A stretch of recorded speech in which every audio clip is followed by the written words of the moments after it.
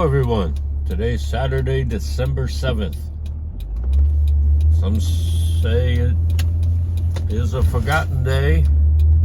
I say that because it's a day that is supposed to live for infamy. However, that being said, yeah, I screwed up yesterday when I checked my watch because I didn't advance the date on it because November has 30 days. Anyway, so here we are. So what am I doing today? Today I'm going to look at a property a couple of counties up from me. So what I'm going to do is tie together the concepts of the past few videos, and I'm going to try to make it in a much easier, simpler, and more logical way. But you got to bear in mind, my training is in macroeconomics. I really set up a broad base in my education because I started as an adult. So everything from my associates to my bachelor's has been very broad at the base to build a higher tower. And yes, I am in Omicron Delta Epsilon, the International Honor Society for Economics. And I declare a minor in organizational leadership, even though New York State didn't quite have that minor put together yet. But from what I saw, I qualified, and I did exceptionally well in those classes. So I say all that not to be braggadocious. I'm not bragging. I am saying that I'm well versed on combining varied topics in order to see a system and then engineer a solution. So what am I attempting to bring together today? Well, we did discuss the stable coins. I'm going to bring in crypto, personal finance, and real estate. Now that seems diverse, and the topic itself is diverse because specifically being in the United States, the U.S. is so broad with so many different markets that there's a lot of commonly repeated fallacies. Now, I'm not going to call them falsehoods. Maybe fallacies is a bit harsh. I'll call it misunderstandings. The first I want to address regarding those misunderstandings is I'll start off with real estate. Yes, nationwide, taking the United States, competing them all together as a nation, it has a problem with real estate, both commercial and residential. Now, what a lot of people don't know is that with residential, a person under their name can have multiple properties as a person without being a business. For example, in New York State, you can have, that was annoying me, you can have 4 properties in your name and still do a setup. I believe you don't have to do an LLC. You don't have to worry about pass-through or any of that stuff. Now, personally, I see that as huge liabilities. I would never do that. I would definitely set up at least an LLC. Probably with pass-through, I'd have to consult with a tax and legal professional team that I would have to set up. So, mind you, I am not an attorney. I'm not a tax expert. I'm just a guy with a few musings on YouTube. What I say is my current conjecture. So this is not to be construed as advice. Okay? Good. Now, from what I know, New York State, 4 properties maximum. And from what I know, that's kind of setting yourself up if you do that. Because somebody slips on property 3 and wins in court, you got 3 other properties, you might have to sell all the properties to settle the lawsuit. Because they're going to sue you as the owner of the property and they'll sue you individually.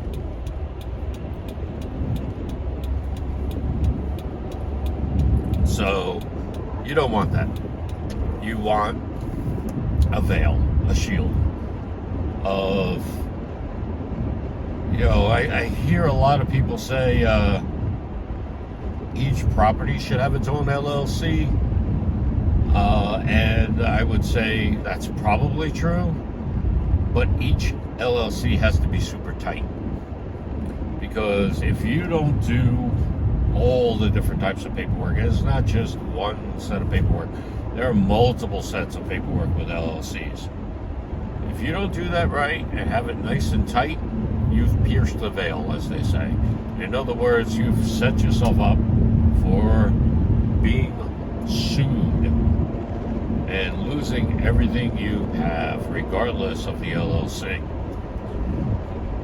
Now, mind you, you do have a responsibility to maintain your property. If you can't maintain the property, don't buy the property.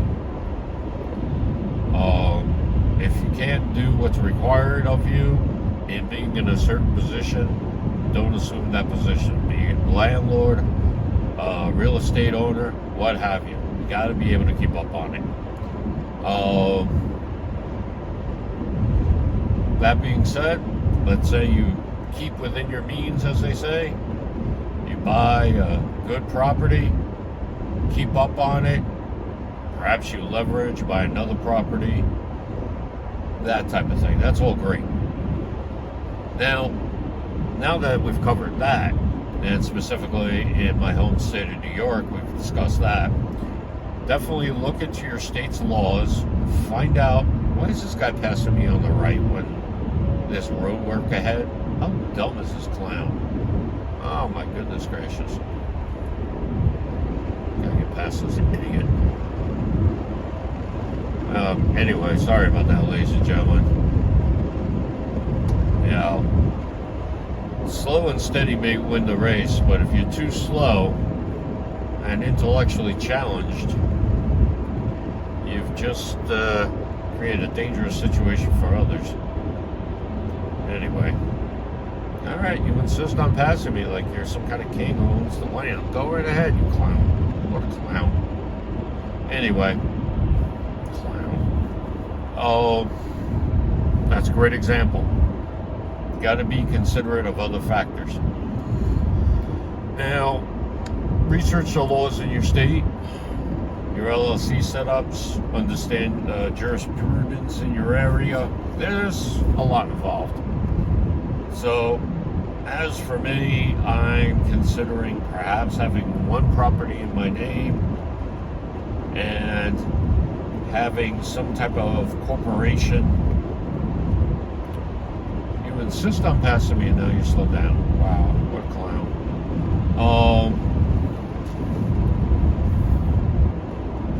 Anyway.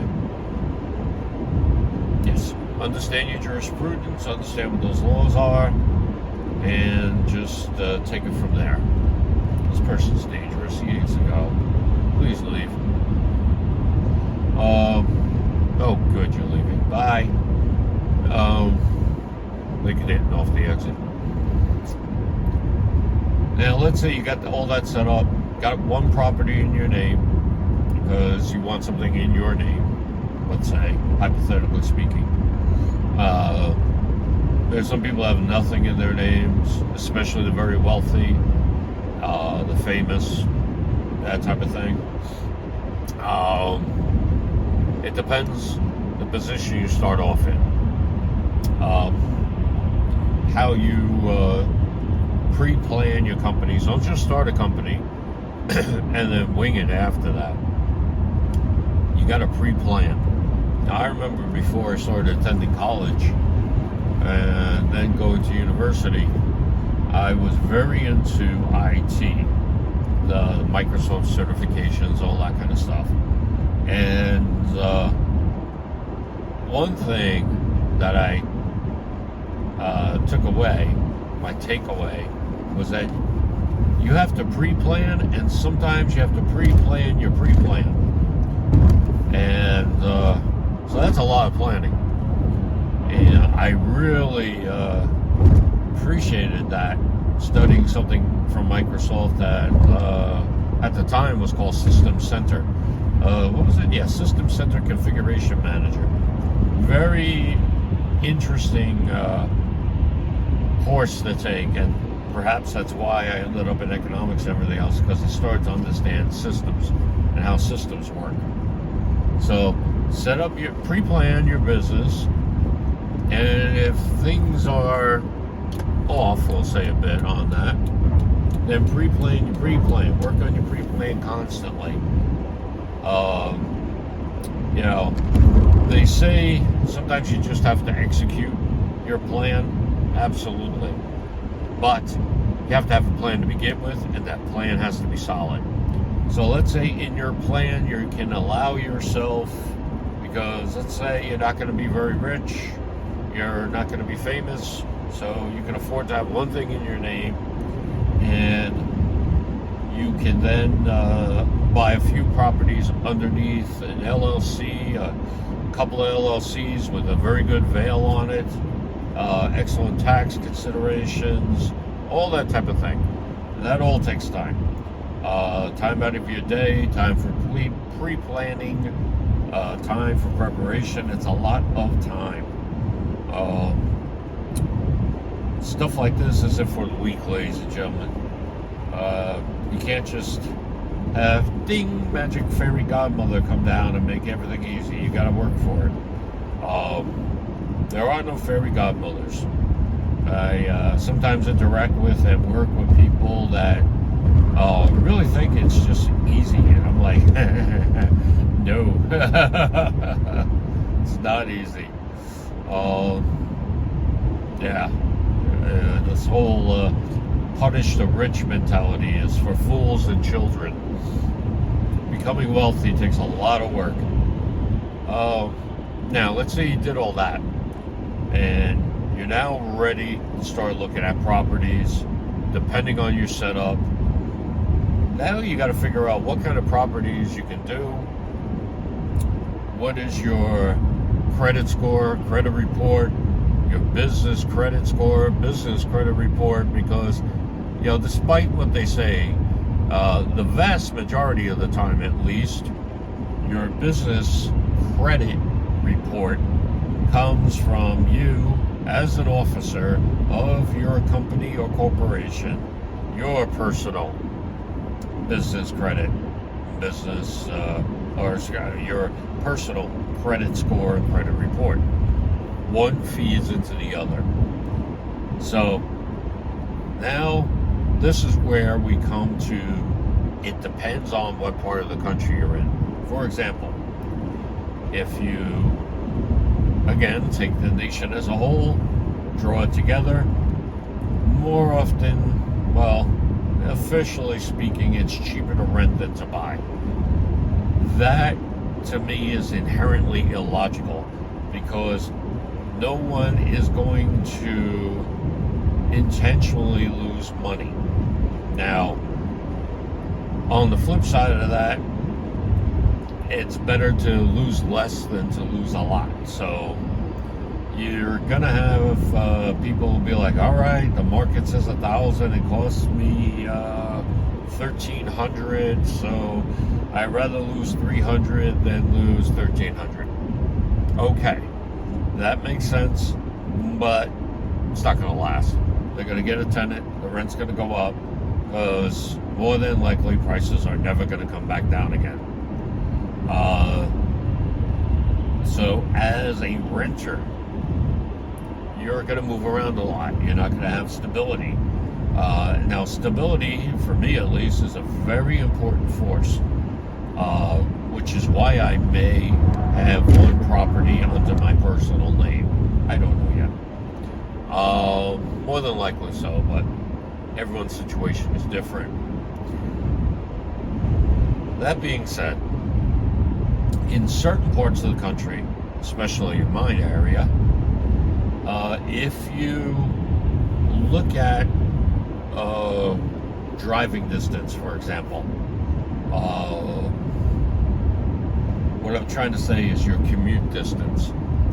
in my part of the country, we have railroad systems. In the city, you got trains, but that's more of a microcosm. So I'm not putting New York City into this, or at least not right now in my head. But if you have an automobile, and you can always have an automobile, or at least you will get an automobile, that kind of thing, you're going to have to determine what commute you're comfortable with. And one little tip, side note here, when you look at properties on, say, Realtor or some other ones, and you put in the map for, like in Realtor, you can click view on Google Maps, so you click it, and then you look for directions to a property. Make sure you change the time of day. If you got a morning commute, look at the morning commutes. See, change different days. Perhaps Monday mornings are super bad, and Fridays are not as difficult because on Friday there's less traffic because the business parks there are corporate headquarters, and people only have to go 3 or 4 days a week, or they have half-day Fridays, that type of thing. So if that's the case, don't always search for Fridays. Look for Mondays, look for Tuesdays, all that kind of thing. Because around here, at least, we need more arteries for commuters, but there's just not enough land to do it. No one ever planned ahead for this mass amount of people in this area, so the roads get kind of suck. I mean, like right now it's gray. You can drive safely, relatively speaking, despite a couple of jerks, and you can go at a slow, steady pace. Slow is the speed limit here, 65 on this road. This person in front of me is inconsistent with theirs. Gonna get all the way over. Troopers are out. Can't say I blame them. There's a lot of unsafe people on this road, and it's been getting more and more unsafe lately, strictly because of the volume of commuters on the road.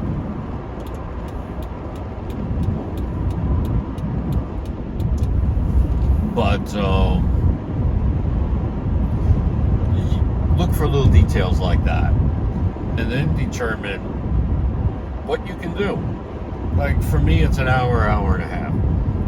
It's because I became accustomed to going up a couple of counties up from me, that type of thing. Like at least one county over. It's not bad. You get used to it. I remember my comfort zone was 15-20 minutes, sometimes half hour. I laugh now. Just see a spot. Late co-worker of mine just recently passed away in a crash on this road. Very sad. Very sad. But point is, what are you comfortable with? And I just realized I could use an example. When he had his accident, people were jammed up commuting for 2 hours on a at that time of the day, rather. It was like a 40-minute commute. So the commute time quadrupled because of one accident. It was a bad accident, but still, it was just one accident. However, point is this: once you determine your comfort zone with commuting,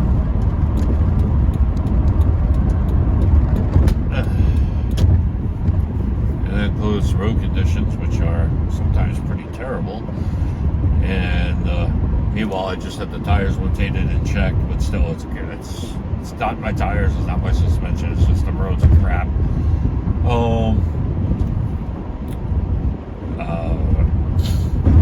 Once you determine your comfort zone on that, here's where I'm going with this. You say, okay, what are the prices within my comfort zone of commuting? Do I have pre-qualification? If so, for what amount? And don't go to that amount. Make that your maximum on the search, and then see what's cheaper than that. If you can get something nice for cheaper, do cheaper. If it's a variable on square footage what you need, but let's say you solidly need 750 and you have a choice between one unit, say at 800, 850 square feet, and the other one's 950 to 1,000 square feet. Well, that may be significant, but if the price is too high, just be careful, because you don't really want to get your monthly payments that high, especially with property taxes going up. Property taxes, insurance, depending, again, where you live in the country. Now, one very big important point on this is that I work 2 counties away from the place I'm looking at now, or will be looking at once I get there. The taxes and everything else is much cheaper up there than if I rented down by me. So now, one of the things I covered in probability class was you have to determine, and it's probably also a combination of permutation theory.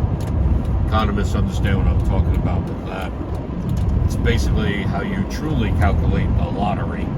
Not what they say, but the right mathematics. In short version, terrible road conditions, ladies and gentlemen. Stupid drivers in the middle. Middle lane, 3-lane road. They drive in the middle at the speed, well, below the speed limit.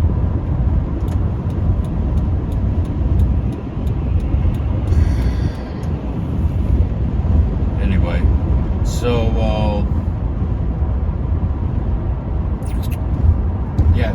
if you can calculate wear and tear on your tires, wear and tear on your car, oil changes, increased gas consumption, calculate that out. Because again, pre-planning is everything. And then add that to the monthly cost of your new place. If you do that, you get a better determination. Now, when I compare the rent in the area I'm renting now to home ownership where I'm looking, the savings is significant. A lot of it does go to transportation costs, and you have to save up because the cars will wear out faster because you're driving them more. You have to just think of all those little boxes and make sure you tick them. So sometimes you don't go to your maximum pre-qualification. That's if you're going to move down the street. And let's face it, nowadays, that's not a likelihood unless you're very blessed, very fortunate. So you do all that, you can pull it off. You'll probably save money, and you'll be building equity. Now, I'm a big proponent of the idea that there will be a real estate crash. Now, crash is a term that's relative. Nationwide, it would be a crash because, unfortunately, for certain parts of the country, they'll be more affected than other parts of the country. Some places, I think, are going to go 50% below the highs that we saw in, what was that, 2019, 2020? So when you consider that, some of the places are 35% already. So, and the time on the market has doubled or tripled. Unfortunately, a lot of the people that want to sell are still asking for an extremely high amount. Some of them will argue they have good reason to, because they paid a lot for the house. Okay, but why did you pay a lot for the house? Did you really need that house? Well, you're stuck with it now, and you're probably not going to get that price. You're probably going to lose money. Right now, everyone's losing money. Landlords are losing money because a lot of the places with apartments are urbanized, and taxes have gone insane. Insurance is through the roof now. Not just homeowners insurance, but here's another factor. You have to calculate what your auto insurance is going to be now.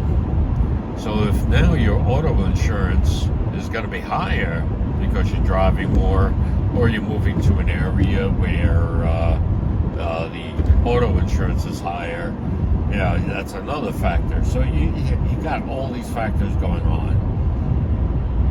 Now, if you're renting, yes, it doesn't matter if you're going to buy or rent if you're moving far away on your auto, because it's going to be determined by your distance, the break-ins in the area.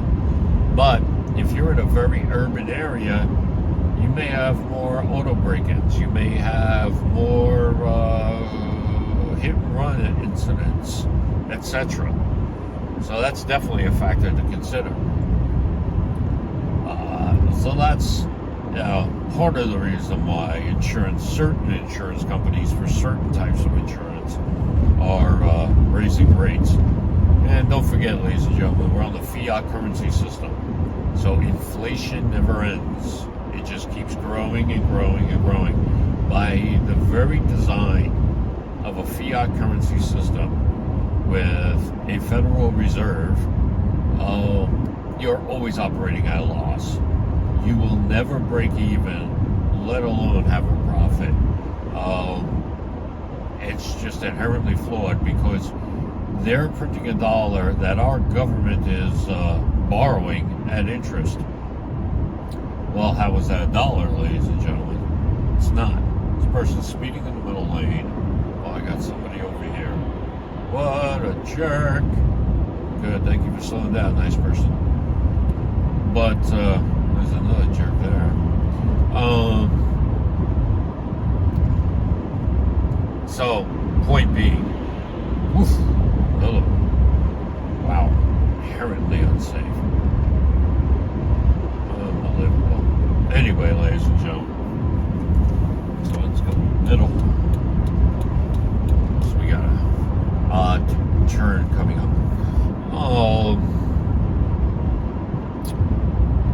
The point is that different parts of the nation will have different circumstances, which will have different effects on the housing market. So it may, in certain circumstances, be cheaper to buy than to rent. So that is a big misunderstanding. Just because national numbers say something, that doesn't mean a lot, or as much as people will have you believe. Now, one of the slow down for this. Let these crazy people pass me to 55 and they want to do 70. Anyway, ladies and gentlemen, that's just one example of real estate, and it's almost a half hour trying to explain that to everybody. Yeah, but it's a misunderstanding that I see repeated quite often, and it's definitely needs addressing. Now, here we go. We're in the next county. 2 counties up from where we started in a half an hour. And of course, in the morning, lots of traffic. That half hour becomes an hour and a half. But and in the snow, it's not great at all. So yeah, everyone tries to move in the sunny weather, but they don't calculate the impact of bad weather. Anyway, this is a crazy turn around here. Yes. Now, let's tie in some crypto stuff with this, because in my opinion, crypto is the only way to wealth that's pretty much left. But yeah, gold bugs, don't get on me about that. Silver bugs, you too. Even if there are copper bugs out there, palladium, platinum bugs, what have you, precious metal bugs, don't get on me. Because my approach is this: precious metals are a way to secure the wealth that you have, at least in comparison to the fiat dollar. Let's say you're a millionaire, you buy $1 million worth of gold, hypothetically speaking, and you lock it away in your safe, and you live in a very safe area, the whole thing. With that scenario, you've just secured $1 million worth of value despite inflation. Now, that also, there's a level of misunderstanding with that idea. There are times when the value of gold goes down relative to the value of a dollar. We haven't seen it in a very long time, but it has happened before. Now, but that's like anything else. There's always a risk. You'll always run a risk of a loss. That's just life. Life is full of loss. But if you don't have that wealth and you want to accumulate that wealth, I'm of the belief that crypto is the way to go. Again, not advice. This is my conjecture and my current beliefs. You are not trying to roll me, dog. Trying to get me a speedo. Shoot. Yeah, with your little man, you're a stereotype. Yeah. Sorry, ladies and gentlemen. These people are just a mess. Yes, now, let's say you listen to what I said before and you agree because you've done your own research and you've come to your own conclusions that you're only going to buy what you can afford to lose, because nothing is guaranteed in life. So you do that. Now, you may be of the belief that, well, I'm going to acquire my gains, keep, what we call taking profit. You're going to keep your gains. You're going to try to make sure you, sorry, ladies and gentlemen, got to be careful around here. Lots of wind and only 2 lanes in this section for whatever reason. Moment I can, I'm getting in the right-hand lane there. Oh, come on. Yes. So now you're going to go ahead, you're going to buy some real estate. You're going to pay off all your debts. I definitely would suggest, if you're taking profit, pay off all your debts. get that credit score up as much as possible. Make sure your credit report is as clean as possible, because once you accomplish all that, real estate, I'm not going to say will always be a solid investment, but I will say it's always good to have a place to live, a place to call your own, a place where you're not dependent upon the whimsy of other people, the landlord, what have you, roommates, whatever. A roommate might get laid off for months, and now you're stuck trying to hold a house together. It's just not good. Anyway, so now I just had a couple of thoughts on real estate trust, that type of thing. But we're going to skip that for now, because that's probably going to be for another video. But yes, if you then secure that, let's say you got your place, let's say you're very wealthy now, so you already set up a company that owns it, you have a very strong veil, you've discussed, you've gotten legal advice from an attorney, tax advice from an accountant, etc., and you pull the plug and you do it, or pull the trigger, I should say, and you do it. Great. Now you've just secured yourself, provided you do it the right way. You've given yourself a level of security you may not have had before. So this is where the stable coins come in. Now, if you caught my quick video earlier today, stable coins are in flux because of MiCA regulations. Now, the MiCA regulations they're important, and they're important for utility for banks. Now, we're entering a utility run. We have not had a true utility run before in crypto world. We have AI in there now. We have so much more variety within cryptocurrencies, their use cases, that this is a brand new horizon. We are past Bitcoin now. We are past Bitcoin, we are past Ethereum. You know, some of the other OGs, such as XRP, Hedera, they're going to have a utility case that makes them shine very brightly. And they're going to garner a lot of attention. You know, I'm not going to give you price advice on this, but I'm definitely going to think they're going to go up significantly. Now, a lot of people are going to be like, Bitcoin forever. Okay, fine. This is not the channel for you. Bitcoin, because of its inherent design, may last another 10, 20 years. But will you see new all-time highs like we're seeing now?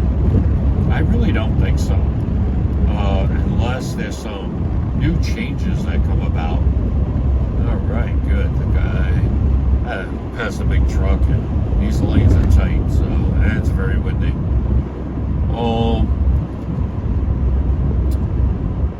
But one of the matters at hand for all this is that with all this, I believe the word is confluence going on, where we're having so many factors interplay with each other, that some basic lessons are simple, and those basic lessons are essentially clear out your debts, live below your means, secure your wealth in things that are not likely to go down. So Economic Ninja talks about how, as a firefighter, he more than once went to put out a fire and people were crying because they literally had all of their money in their mattress. That's insane, ladies and gentlemen. If you got a lifetime of savings and you are literally doing the proverbial money under the mattress, you need to buy a safe. And probably I would not get a digital safe. I would get an old school safe with a key and maybe a combination lock. But man, to have money in the mattress, to have money sewn into a coat, you're just setting yourself up for bad stuff down the road. So yeah, have a safe. If you got precious metals, have a safe for precious metals. Yeah,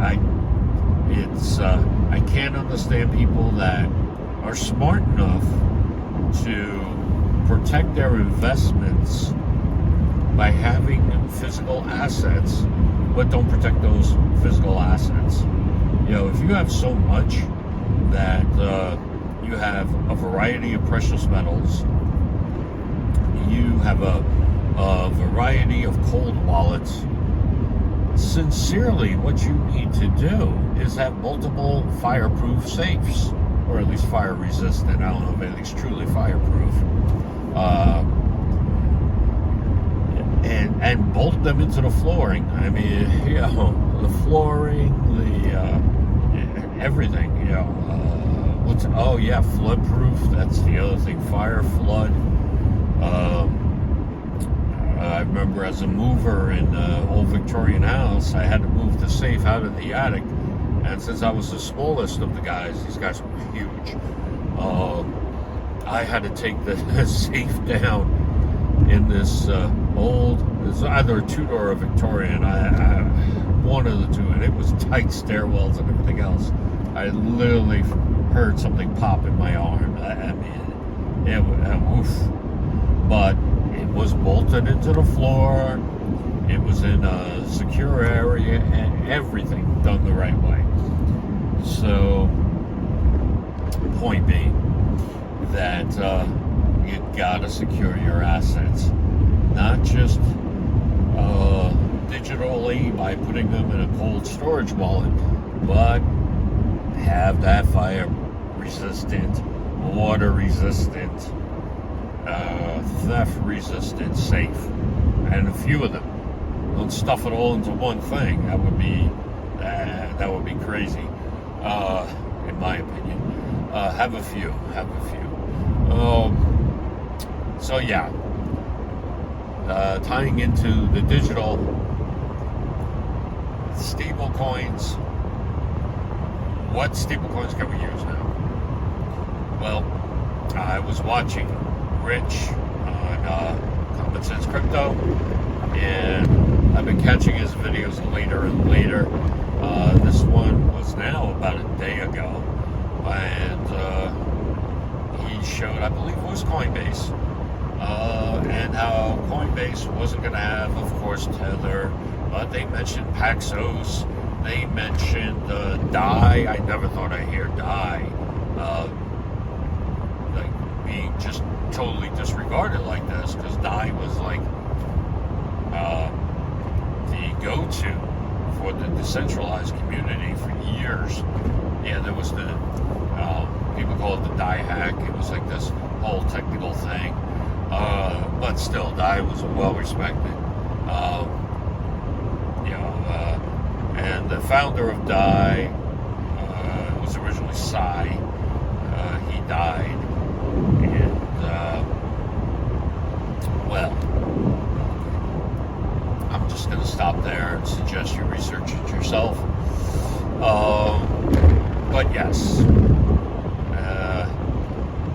there's a lot going on in crypto world, ladies and gentlemen. A lot going on in crypto world, and you don't want to keep that value. Let's say you're using US dollar value, $1 million, proverbial $1 million, and you don't want to lose that $1 million. Well, if you want to stay current and meet the regulations, you can't use the vast majority of stablecoins now. Pretty much all we got left is USDC. I can't think of anything else that we can refer to. Man, that person's a student.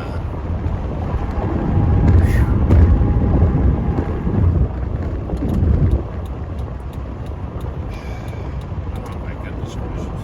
Man, these people are terrible drivers. Country road. Oh, I can't sing that song. We can't sing songs on YouTube. Oh well. Yes. So you're gonna have to probably use USDC.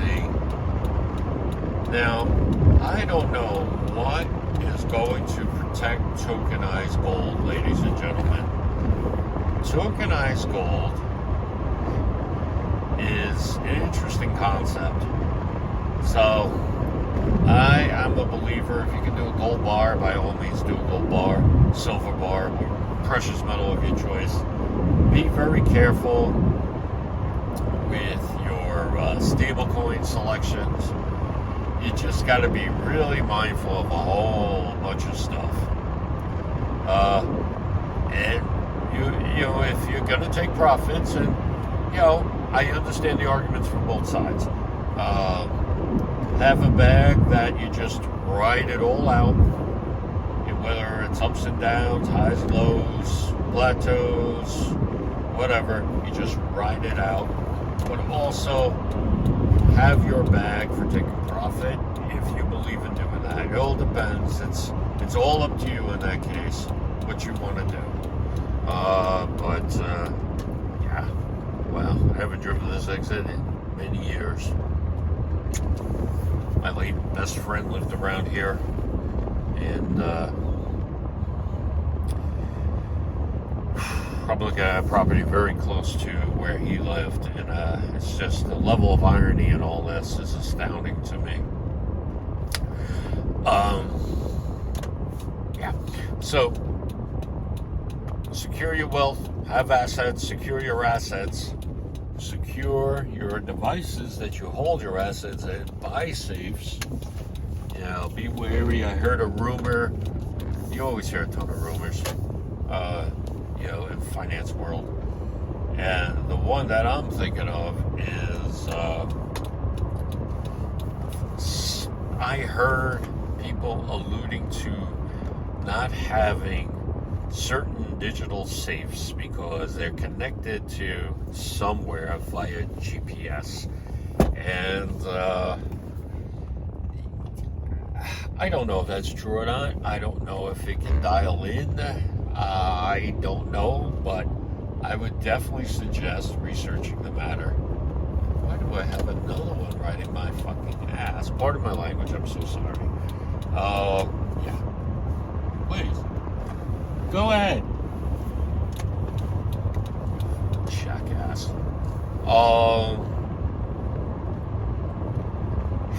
Sorry, ladies and gentlemen. I just don't like rude people. Anyway, lack of preparation on their part is not an emergency on mine. Just simple case. I was responsible. I got up early, got everything done. They did, and they stopped before a red light. And I'm going to be right behind them. I'll probably wave. Hi. Bonehead. I should go past her and stuff. And then look around. That would really upset her. But no. Let me chill. So, sorry about the body mouth. Hopefully I don't get a demerit on that. Yeah, but definitely this is not made for kids. This is adult subject matter because we're talking about finance. Hey, look, I went through the green light too. Speedo lady.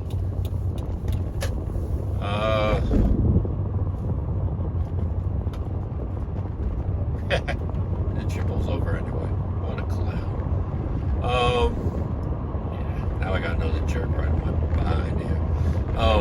Yeah, so ladies and gentlemen, just be prudent with all this stuff. Try to keep it as tight as possible.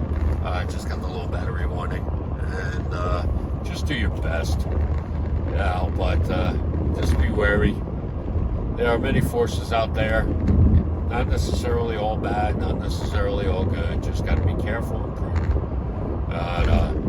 All right, I'm going to sign off, ladies and gentlemen. I'm just not that far away anymore from where I was heading.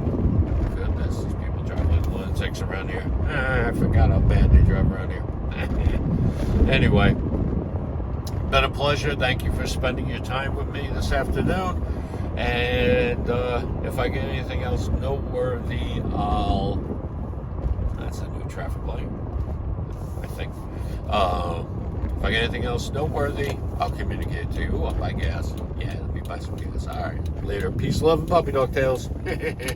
All righty. Hey, how you doing? All righty. Excellent. Cash.